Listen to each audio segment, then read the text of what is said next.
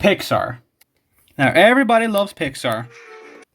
They pioneered computer animation in the late 1990s and the 2000s with hits such as the original Toy Story trilogy, Monsters Inc., Finding Nemo, The Incredibles, Ratatouille, WALL-E, and Up.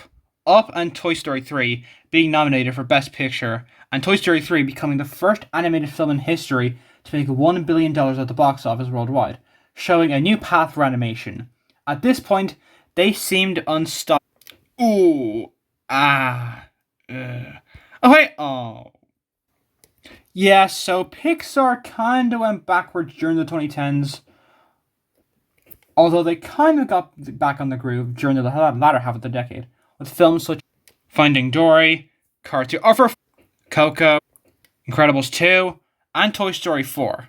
Some of these ended up being the most successful animated movies ever made, with Finding Dory, Incredibles 2, and Toy Story 4 all breaking $1 billion at the worldwide box office.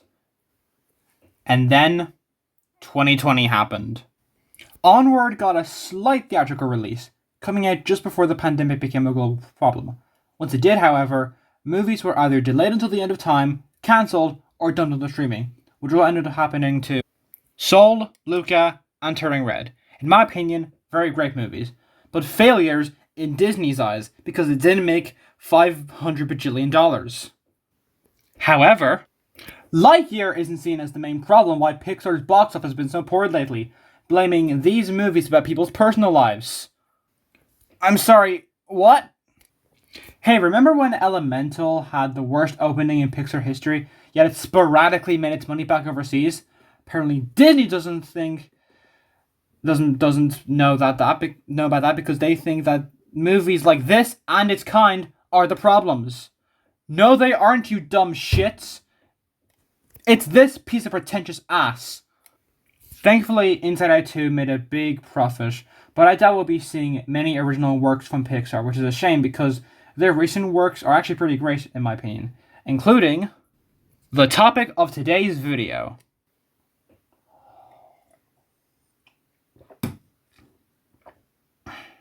Okay. Now we get to 2025. Pixar is releasing a new movie this year named Elio that was meant to come out last year, but Hollywood was too busy not paying its writers and actors. However, Pixar released another project this year. Their most ambitious project yet. Their first ever original series, Win or Lose. That was a long intro, sorry. I know I've said this before, but I'm gonna say it again. If you've probably seen my video on how I made an AMV of this series. If you watched it, you know my relationship with the series and me. I have seen this damn miniseries twice in the span of a week, and I absolutely love it. It's probably my favorite Pixar thing since Luca. Yes, I'm holding it to that high of a standard. But enough yapping. What's this series actually about? It follows the week leading up to a championship softball game, with our focus being on the team, the Pickles. Each episode focuses on a different character, either a member of the Pickles, a relative, or a staff member, and chronicles their personal lives as they start to fall apart leading up to the game on Saturday. Their anxieties and coping mechanisms manifest into different things that only they can see. I'm going to go through each episode now and give you my basic thoughts on each one. This is good, because it's high stakes, and that's the kind we want. This episode is about Laurie, the kid of the coach of the team, Coach Dan. Yes, that's actually his name, get with it. Now, Laurie is terrible at softball, and this manifests as a blob of sweat given the incredibly creative name of Sweaty. Great job, writers, you really nailed it with that one. Very creative. Okay, I shouldn't criticize the writing that much, because I genuinely love the writing in this, but we'll get to that later. As the episode goes on, Sweaty grows bigger and bigger, before it all culminates into Laurie hitting Kai, the team's best player, in the face with the ball. This is a great first episode. Laurie is a pretty likable character, the representation of Laurie's anxiety is pretty unique. Her talk with Coach Dan near the end is very well done. And this episode, which you come to expect with the other episodes, is goddamn hilarious. The comedic timing with some of these jokes is pitch perfect, and it's mainly thanks to the stellar voice acting, particularly by whoever voices Sweaty. I give it an 8 out of 10. Whoa, whoa, whoa! The second episode focuses on Frank, the umpire, whose ability to take criticism is represented by a blue suit of armor inspired by the sci-fi fantasy books he reads. However, he has very little social skills, particularly after he broke up with his girlfriend. Both are also teachers at the school that the main kid characters go to. Thanks to the school's janitor, Francis, he downloads a dating app in the event that you might find love again. Dating apps are sort of represented by video games. I'm going to avoid spoilers for the majority of the episodes. There are two, however, that I will spoil, and if you've seen the show, you probably know which ones I'm talking about. And if you don't, I don't know what to say, honestly. On my first watch of this episode, I gave it an 8 out of 10, but after my first rewatch, I would lower it down to a 7.5 out of 10. Francis can get kind of annoying in some bits, some parts I feel like are just filler, and the design of the barista, Lena. I don't get why Pixar decided to make this scene the first scene in the trailer, which is why everybody was turned off at the show, because of this design. I'll get to the animation later, but this design is just terrible. Like, why does she have no nose? Who took her nose? The way dating apps are represented is pretty unique, and some jokes, like I said with the first episode, are pretty great. And the ending packs a great big punch. We don't got this. Go back. The third episode is about Rochelle, the star catcher of the team. Since her mother is an influencer and isn't very responsible, she feels like she has to act like the adult in her family. This manifests into her turning into an adult businesswoman version of herself whenever she has to work her job. She discovers that the fee for playing next season has risen to $1,600. After finding this out and realizing that her mother won't help at all, she decides to start tutoring kids on certain things. Technically not cheating, but the students are still asking someone else to help with their studying because they're too stupid to do it themselves. Rochelle is still doing this all for the money, however. And she gets caught handing a cheat note to Kai for her to pass it to Tom. I know I basically just gave a mini plot synopsis of this episode, but I wouldn't dare spoil the direction it goes in. It is absolutely one of the best episodes in the whole series. Rochelle's dialogue sounds realistic, in the fact that the whole situation is scary realistic to how certain kids have to act like the parent, as we later find out in episode 4. 8.5 out of 10. Speaking of which... That's right, Zane. Your sister's gonna end up on a milk carton. The fourth episode focuses on Vanessa, Rochelle's influencer mom. Or mum. I'm from Ireland, so it's pretty difficult to know which one. In the previous 3 episodes, she appears to be uncaring, immature, and loud, who manipulates situations to go in the way she wants. However, as we learn in this episode, Vanessa has a lot to handle, from her son and Rochelle's baby brother, Zane, having a biting problem, to being fired after leaving her job early in order to help her son at daycare, and eventually discovering that Rochelle's been doing certain things behind her back. Her coping mechanism is represented by a bunch of hearts floating around her, a way to visualize her followers. These things, plus the fact that during the day of the championship game, Vanessa turns 30, meaning that she had Rochelle, who's around 12, 13, at around 17 or 18. This makes her character much more three-dimensional. There's also a fair bit of funny in this episode, and Vanessa is brought to an extravagant amount of life by Rosa Salazar, who has an unlimited amount of energy for this character. And Vanessa, along with a few other characters, represents the whole show's thing of how certain characters are different depending on who we're watching. And we learn more about the character from their perspective, as, you know, Vanessa is an example, and another character later on, and I'm sure you all know who I'm talking about. Ewan, he really sucks. When he speaks, I want to self-destruct. The 5th episode focuses on Ira, Taylor's younger brother, who has an active imagination as a way to make up for the fact that he has no friends. However, he makes friends with the Bleacher Creatures, a shady trio of high schoolers who decide to use him in order to commit petty theft of the store that Rochelle works at. This group has a bit of relevance in a previous episode, and like I've said 1,000 bloody times before, if you've seen the show, you know who I'm talking about. Out of all the 8 episodes, this is probably the weakest for me. The way it connects to the previous episodes is very smart, but I find the episode not to be as interesting as the previous 4, or the next 3. The Bleacher Creatures are a good PG way of representing dangerous teenagers, and the 2D animation in this episode is beautiful. but I didn't think it was as fun as the other episodes. Ira's interactions with Taylor should have been featured more, but I'm fine with what we got. 7 out of 10. That was funny. We should let her know. I've got some light spoilers for the next 3 episodes, so skip to the time frame in the description in order not to get spoiled. The 6th episode is about Ewan, the overconfident, sarcastic, and egotistical picture of the Pickles, whose sensitive side is represented by a small, cardboard version of himself named Little Ewan, who lives in his heart. Over the course of the week, Ewan begins a relationship with Taylor, and let's just say it doesn't end well.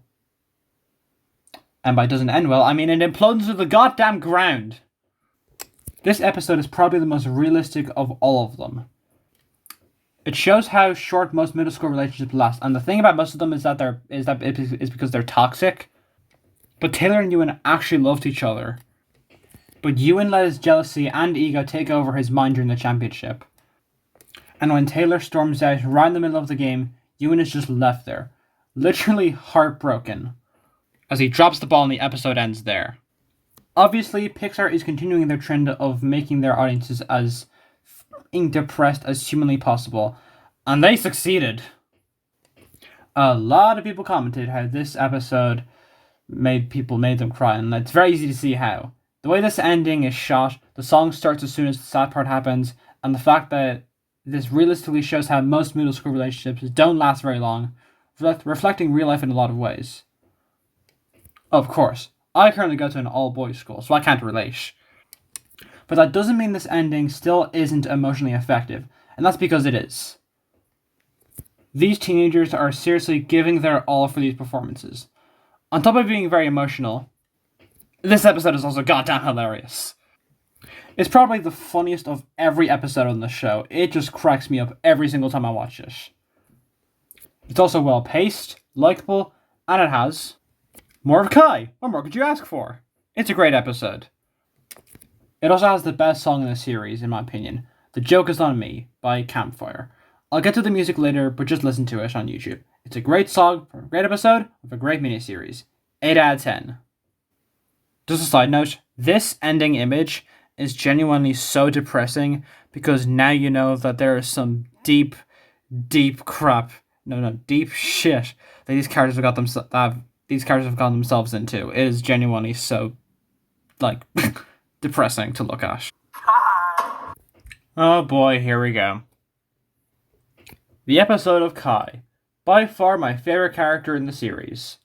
Out of all the characters, her story is the most interesting by far. About a year ago in the show, Kai moves to the show's main setting with her father, James. They move in with James's mother and Kai's grandmother. At first, Kai feels out of place.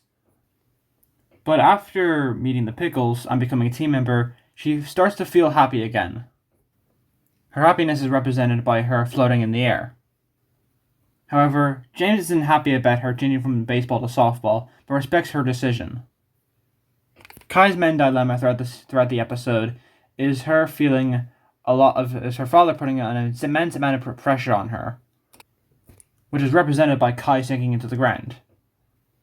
As I've mentioned before, Kai is crawling crossfires of Rochelle and Tom's cheating.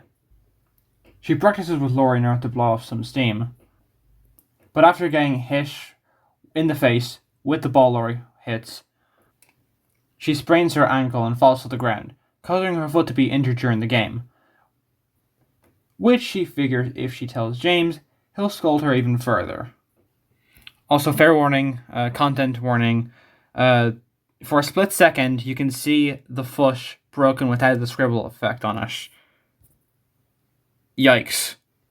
I don't understand how this show got away with a 6+ rating on Disney+. Only a 6+. I'm just very surprised. Anyways, it's an incredibly interesting dynamic between Kai and James and makes for an incredibly engaging episode.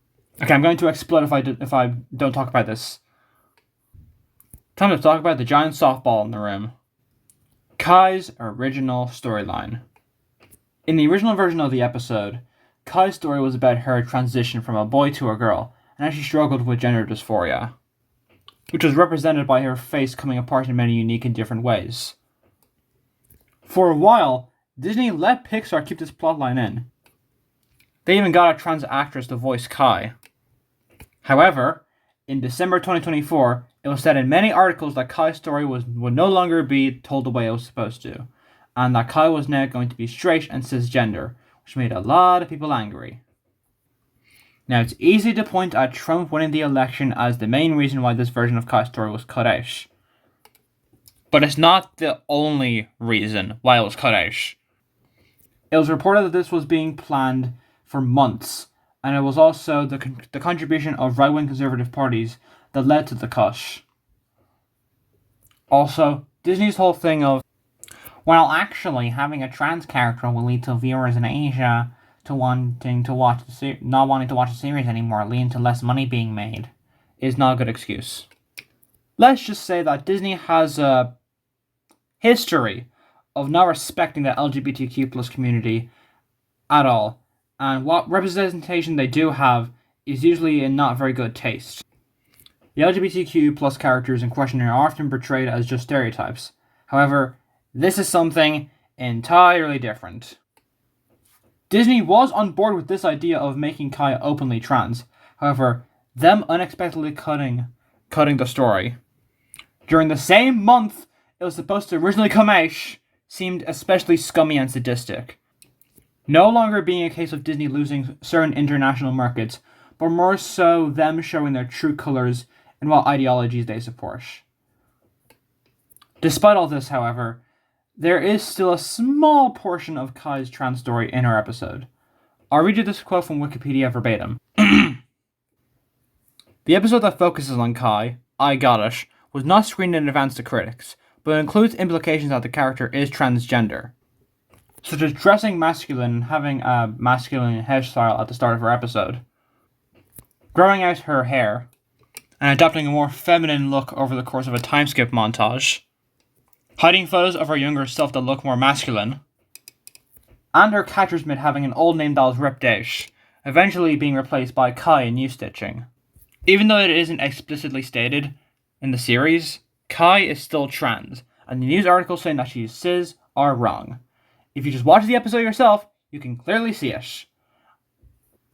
I'm happy Pixar kept a small chunk of her story in the final version though. It shows they aren't completely soulless like Disney. Yet. Despite this, however, people still came up with theories about Kai's true gender identity. I read a theory where it suggests that Kai was born a girl, but her dad forced her to comply with being more conventionally male, but this led to an incredibly bad thing to happen in Kai's old hometown, causing them to move. At first, I liked this theory, but then I did what I do to most conspiracy theories. I thought about it for more than 5 seconds. I realized that this would make Kai's father James into way more unlikable of a character than he already is, and it would also be way too depressing for a show like this. In my opinion, Win or Lose isn't like a kids show, but kids can still watch it, like maybe older kids.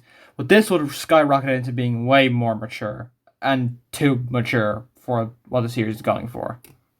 I'm like, James is already incredibly hateable in the full series, only being the last 2 episodes. Probably because if they had any more of him, the viewers want to strangle the actor into oblivion. Speaking of which, despite my issues with the character, Lil Rel Howery, yeah, I pronounced that right, definitely delivers one of the best performances he's ever done. Usually he plays overly comedic characters, even in dramatic films like Get Out. However, he's really great in this series. He's essentially plays the main antagonist of episode 7 and 8. A former sports star pushing the pressure to his only child without realizing what he's doing to Kai. The argument between Kai and James in the middle of the episode is really intense and slightly shows his true colours about how he cares more about the recognition Kai would get if she won the championship, rather than how Kai feels. Kai is also a great character, and is my favourite in the show, as you can tell by the way that, if you just watch my videos in all of April. I love her design, her voice, her coping mechanisms, and her dilemma. It's definitely the most unique out of every character in the series, but it could have been way more. Oh well. I guess we still have Rachel Bighead, so it's not that much of a loss. At least she didn't get cut out entirely, which I'm happy about. Sorry I yapped about episode 7 for so long, but I just had a lot to say about it. It's absolutely my favourite episode in this series. Not that there's much competition. I mean, there's some competition, but you know what I mean. 8.5 out of 10. Also, since Kai is a trans girl and she's, in middle school, does that mean she still has... You know what, I'm finishing this whole segment. I'm taking it too far and I'm abandoning it. Sorry everyone for the disturbing images that are in your mind now. I want to go back. I want to go back! I want to see your flippin' lineup idea. The final episode is about Coach Dan, the leader of the Pickles, and Laurie's father. His coping mechanism is represented by an invisible dome encompassing the entire field, and his anxieties manifest into him inflating and deflating at random points. Pixar, are you trying to start fetish? So after the semi-final game, Dan discovers that the PTA wants him to be replaced as coach by... James? Are you goddamn kidding me? I will beat your ass into the ground, you stupid son of a bitch. Sorry. Actually, no, I'm not.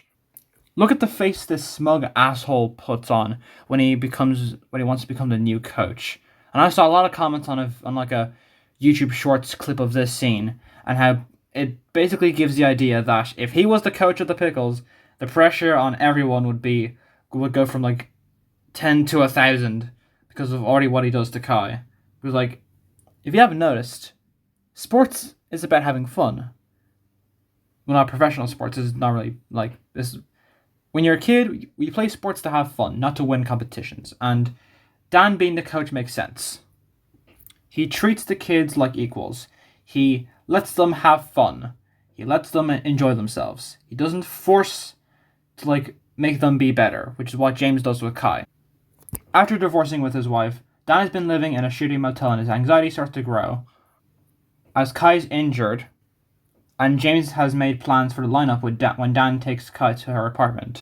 I want you to watch this scene and see if you notice anything. I'm good. Oh, hey, James. A lot can be said with a little. Anyways, at the game, Kai doesn't run fast enough and costs her team a point, causing James to scold her again, and for Kai to let her anxiety get the better of her as she sinks completely beneath the surface. It's at this point that all the plot lines converge, and I won't dare spoil the complete insanity that this episode devolves into by the end. It's a complete shit show, but it's amazing. And there's absolutely some hysterical bits in this episode, especially during the final fight scene. It's just completely insane. However, there is one thing I want to point out, and heavily discussed. Kai and James's reconciliation. Now, I know I keep harping on about these characters over and over and over again, but there's just so much material that these two give me, especially James. Because I feel like after badmouthing this oppressive asshole for about 5 hours now, I think I should show that he does redeem himself. After seeing how depressed Kai is, he realizes what he's done and finally apologizes, saying that she's more than enough. I was so happy that Kai finally got the love and respect that she deserved from her father for so many damn years. However, I don't think it's earned. At least not entirely. From Kai's perspective, it absolutely is.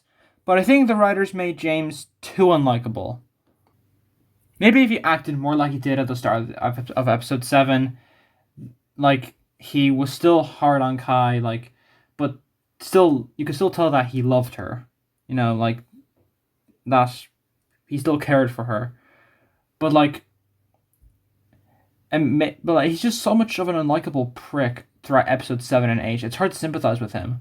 The scene in the middle of episode 7 is endemic of this problem, where his scolding takes another level. It's straight up emotional abuse. I'm not going to show it, both because I got copyrighted. I mean, I showed the clip of, like, that one scene I was talking about, but like it's a couple seconds, so I hope that this video doesn't get taken down.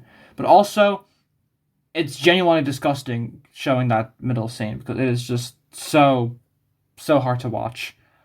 Also, an interesting detail I noticed is that during the scene where the photo is taken, there's a slipper on Kai's left foot. It's very hard to get to, but like you can see it.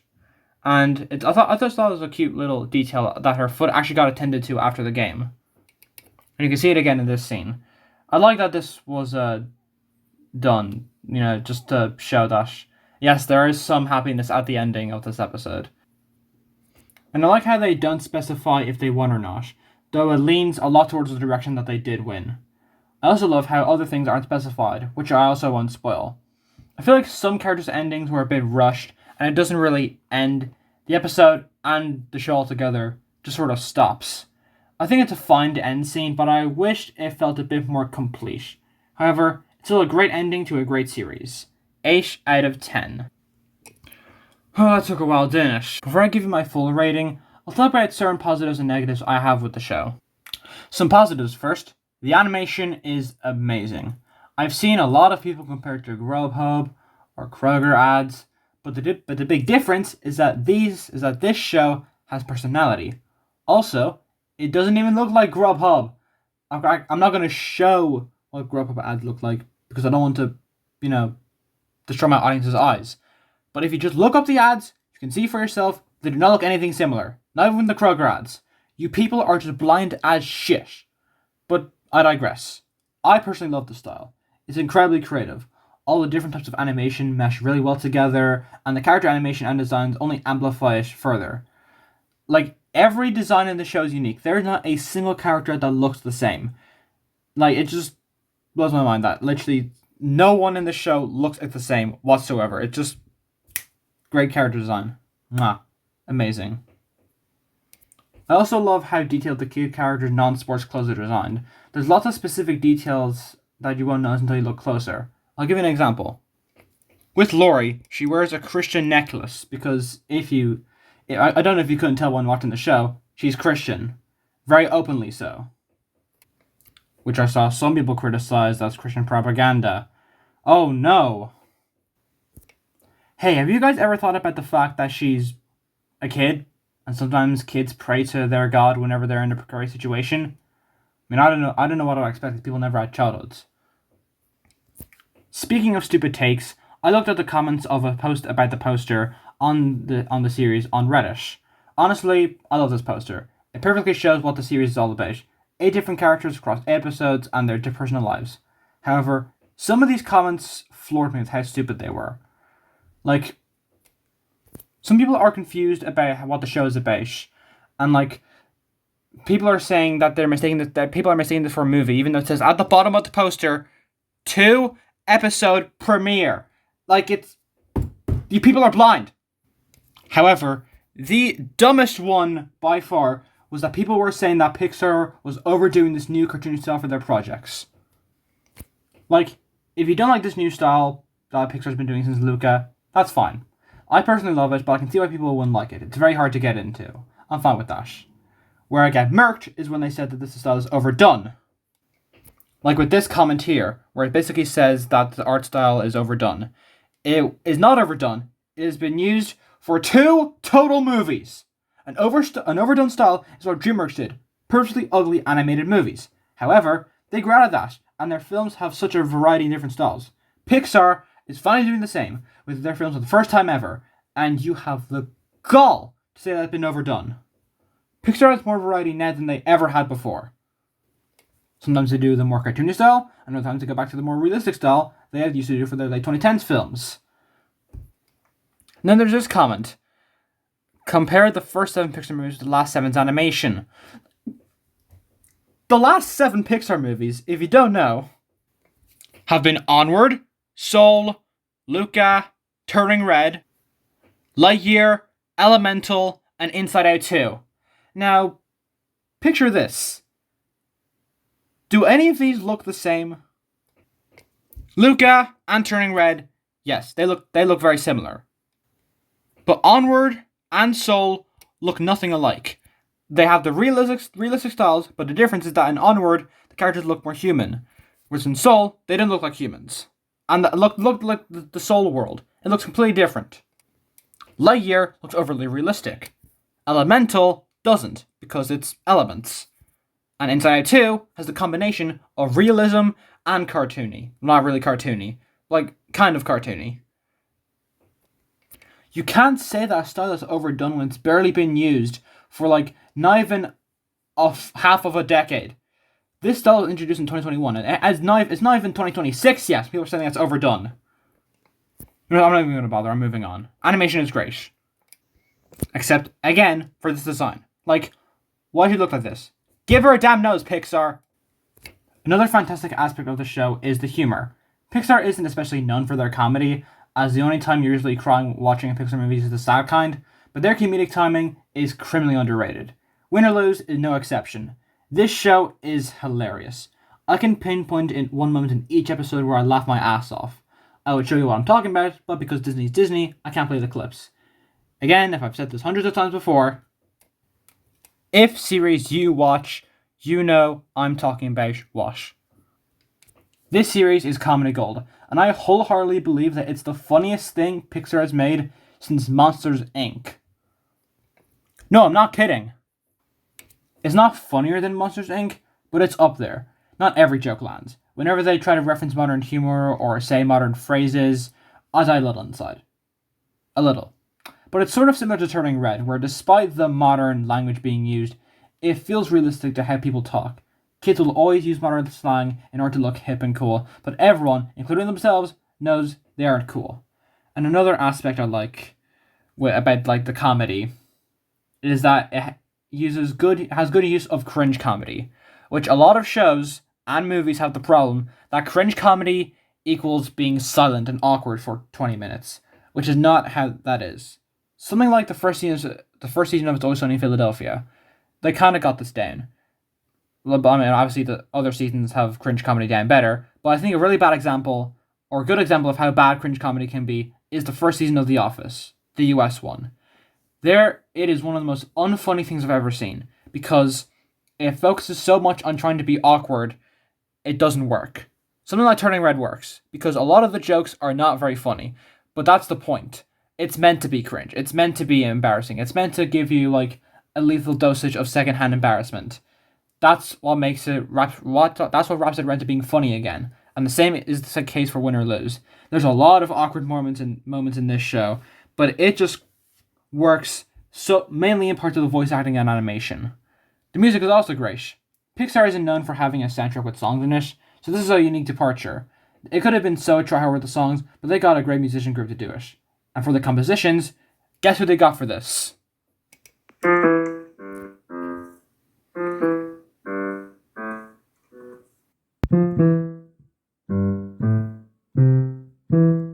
That's right! Ramin Djawadi. Sure. The same son of a bitch who composed Pacific Goddamn Rim. Isn't that funny?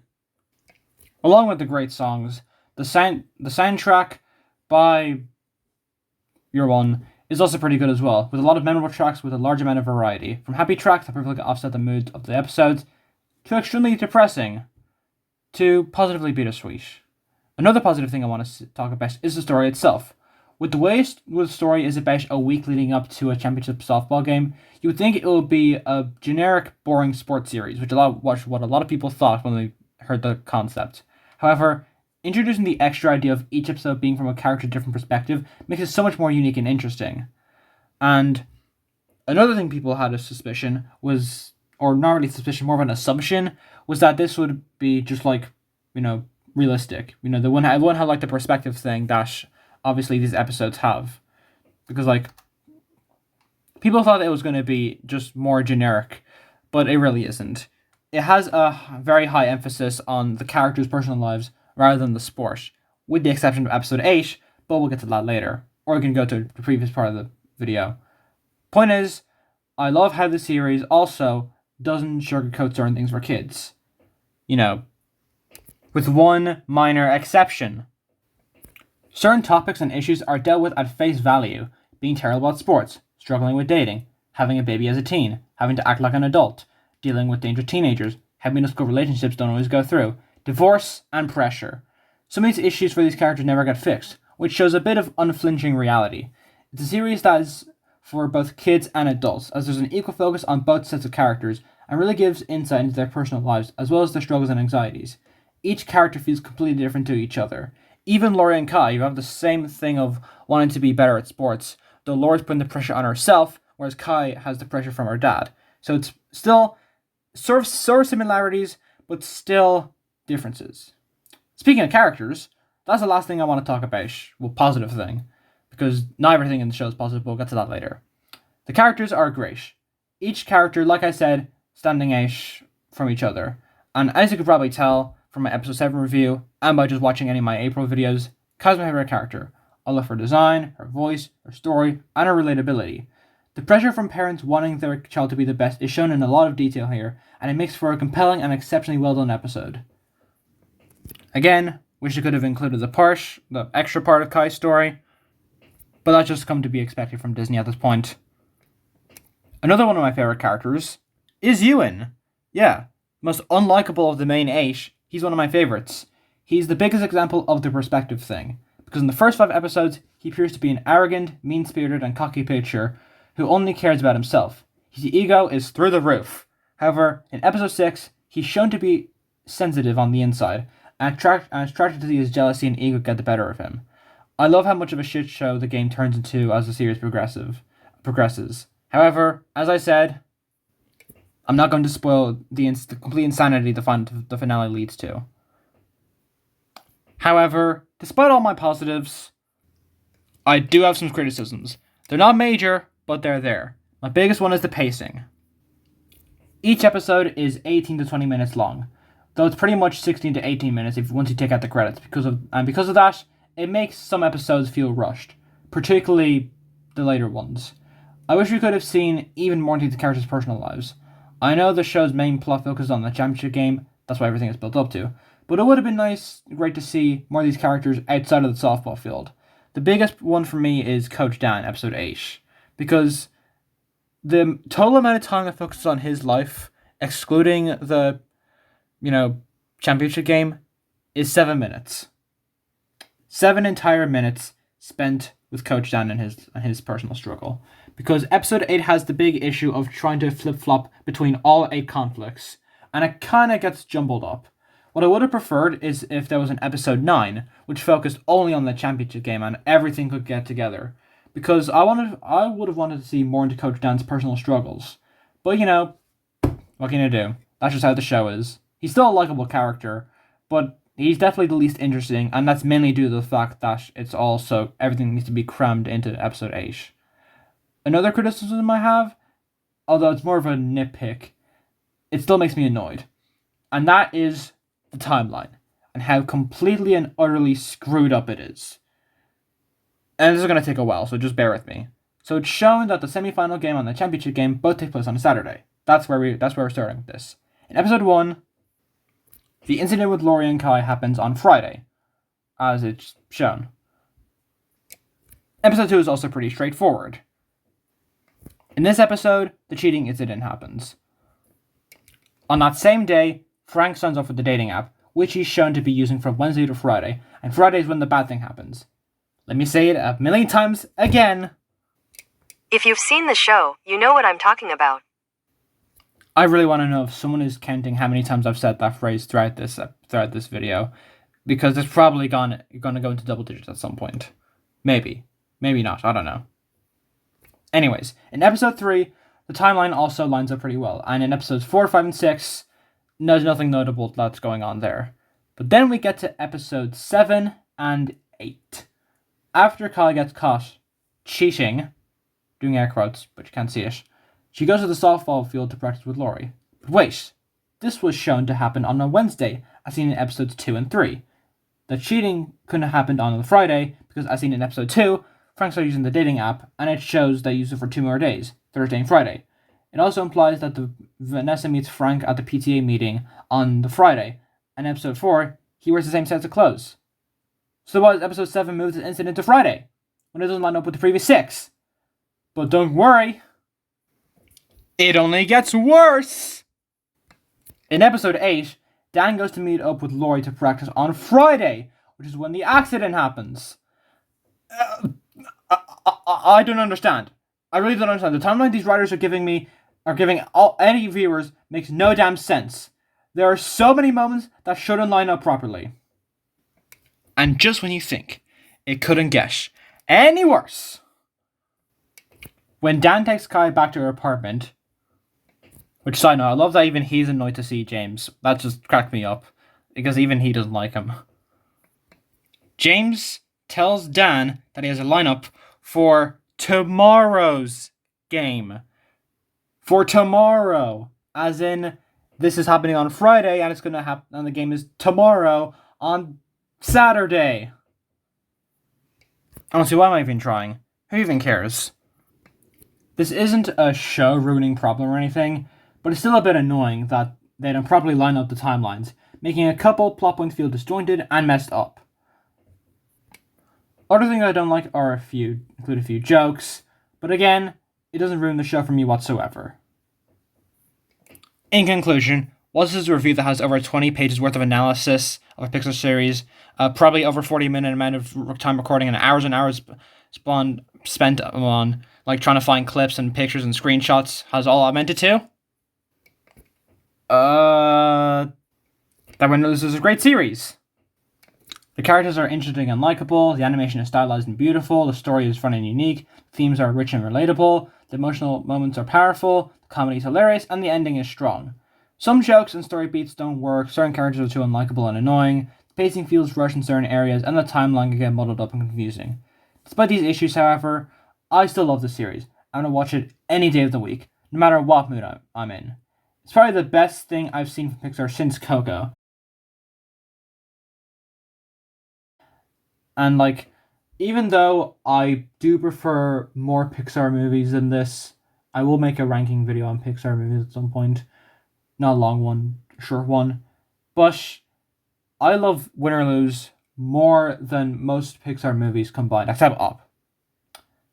Up, I will love more than Win or Lose. That's just a fact of life. But I'm also so incredibly happy that we're never going to get any more, because this series has now been destroyed, and any more original stuff coming from Pixar is never going to happen anymore, thanks to Disney not wanting to make any more series with Disney+. Thanks, Disney! I give this series an 8 out of 10. Just a little side note, you know Change.org? They're not sponsoring this video, but they have an infamous reputation for not actually changing anything, which is the joke.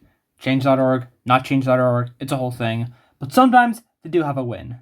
On December 18th, 2024, Jeffrey Patrick started a petition to release the original version of Kai's episode. Before discovering the petition, I initially thought that the original version of Kai's episode was unfinished. But then I discovered that there were some complete scenes, which obviously, thanks to a part I'll show later on. But this description basically says that they had finished post-production in 2023, basically confirming that, yes, there exists a complete version of Kai's original episode that is somewhere in the Disney vault. And I made sure to see that this guy wasn't talking out of his ass. I cross-checked to see if it was true, and it was. Producer David Lally confirmed on Twitter that post-production was finished in 2023. So, this tracks. Disney still has the complete version of Kai's original story, so there's hope that maybe, just maybe, this petition will do something. Anything. The petition currently has 8,648 signatures as I'm recording this, but there's definitely a need for more. So go to the website in the description and sign the petition now, if you want to. If you don't want to, sure, I don't really care. You're welcome, Jeff. Also, recently, there was a development by Pixar animator Danny Barnhart, who on the Trans Day of Visibility posted on his Instagram a video about the behind the scenes of Kai's story and how it was initially going to look. My interest in watching this episode spiked from 20 to 100, and it makes me so pissed off that because of those dumb dipshits at Disney, I can never have it. But that's not even the best part. The best part is that in the thumbnail, Kai is doing the get a load of this guy pose. And I made sure to cross-reference, and yeah, it's pretty uncanny. I know this isn't a Friends reference, but if it is, then it's the greatest reference to Friends I've ever seen in anything ever. Don't try to say otherwise. You know I'm right.